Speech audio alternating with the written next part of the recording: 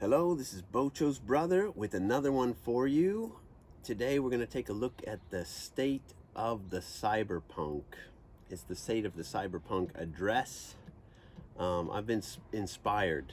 I did a video on Crystal Punk last week, and now I'm thinking, how can we take this to the next level?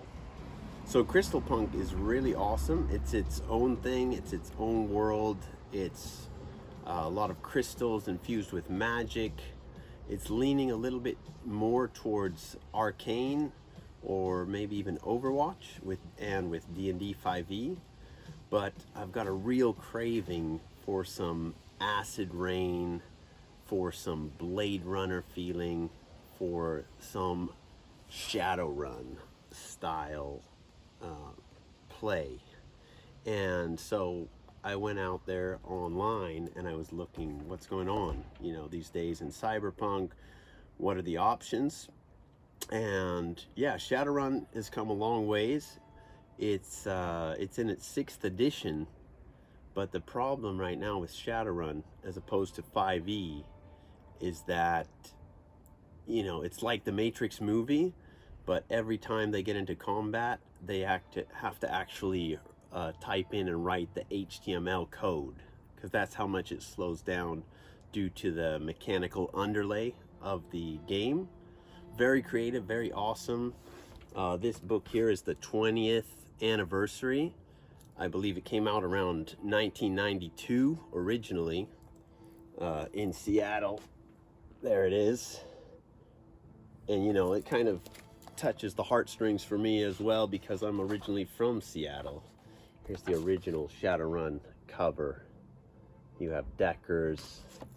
It's a world where magic has returned to our common world, some 20, 30 years in the future. Plus, you have all the cyber tech. You have all the, like the Terminator, people with a bionic eye, jacked up reflexes, Wolverine razor claws, things like that. But meta-humanity has also come into the picture, and so you have, trolls, orcs, elves. Elves have taken over their own portion of land near Oregon and the Northwest. Native Americans have regained their spirit shamans. They're able to do incredibly strong magic, the ghost dance, all of that. And so Shadowrun's just such an awesome game, but we've got the mechanics bogging it down. They did make some different iterations of the game. I got this one here, Shadowrun Sprawl Ops, which is just an awesome game, but that's definitely more for something you do like a one-shot. It's 3 to 4 hours with some friends. It comes with some incredible maps. You see, you got the map of Seattle here. All right. So Seattle's kind of where it all started, but you also get a map of Berlin. Hong Kong is another major spot in the Shadowrun world, and I think even somewhere in Canada they've got a map for that as well. But that's for your weekend. You get together with some buddies, play some Shadowrun, but it's a one-shot thing. And what I've got this real hankering for is a campaign that could run a year, 2 years, 3 years, just like we've got going on with our Grimm Dark D&D. And in order to make that happen, I think we're gonna need, kind of a different product here. You've got this beautiful stories, lots of stories in this 20th anniversary thing. But then, so just in terms of graphic design, you're not getting a lot of big full-page pictures. The artwork they've done in 6th edition is incredible, but here they're talking about the dwarves, the elves, the humans, and the orcs, and just look at how little that text is when we're talking about the races. Whereas in a book like, we've had with the recent Tal'Darai book, you got 13 pages just on the races. So just the layout there, and then how easy it is to make a character. Here you see they've got a lot of pre-generated characters you can run with. So 350 pages. I could go to a university, read all of this, but even if I did that, then trying to convince all my players to get on board and read this as well and learn all the rules, it just seems too out of the question. So my big hope is that the next big player, somebody in the industry, could be Ghostfire Gaming, could be the guys who made Nightfell, they get their artists on board, maybe work with the artists, maybe work with Catalyst to make a whole new cyberpunk deal, and hopefully in the Shadowrun world. Look, if you need some figures for the game, if you don't know about the Others 7 Deadly Sins, just take a look at that. You can have your Grimm Dark, you can have your story in the subway with the demons coming down the subway halls.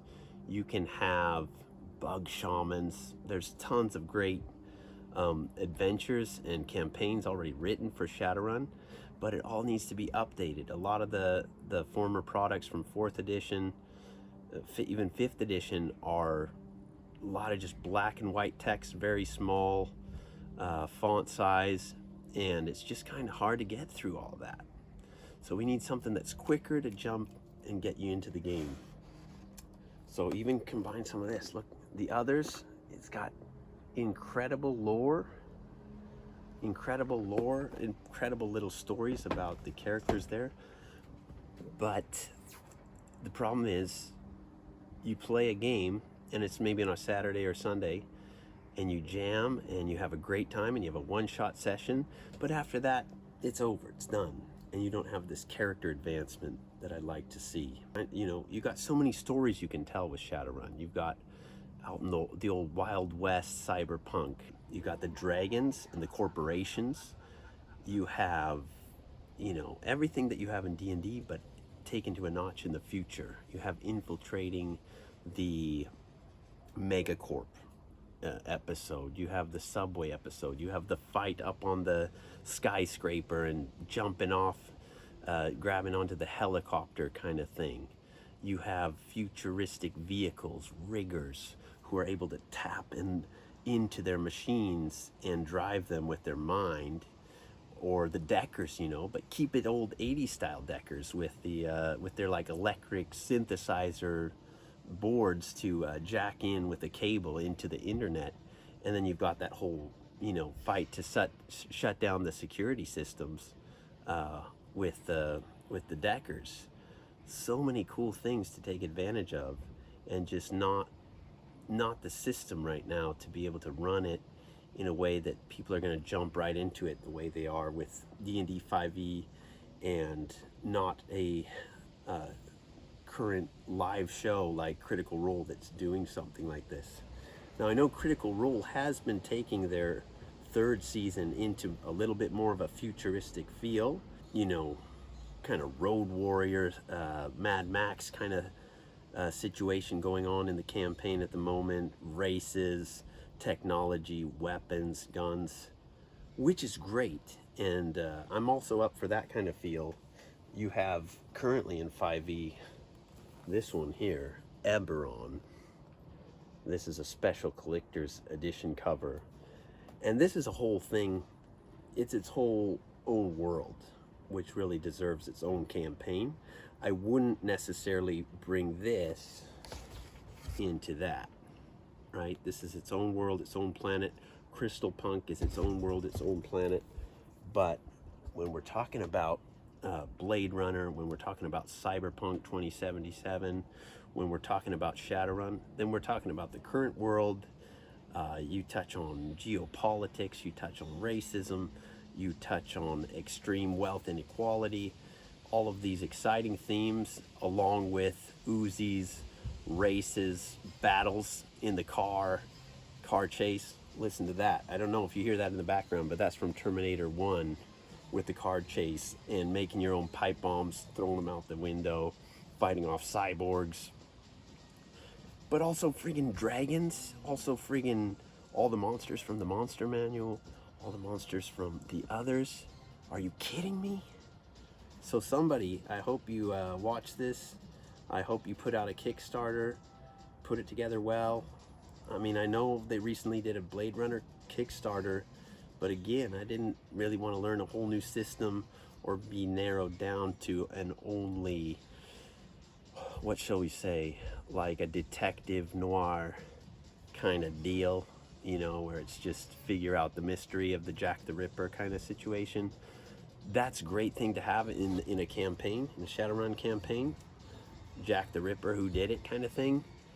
But you also want all that other stuff that D&D has to offer with quick action and all the different weapon types and all those upgrades. Yeah, you could have a whole campaign on the 7 deadly sins from the others. So they got the Seattle's Handbook, which teaches you all about the city of Seattle. Traps. You could come up with a whole new traps and layer actions for a cyberpunk situation. Turrets dropping down.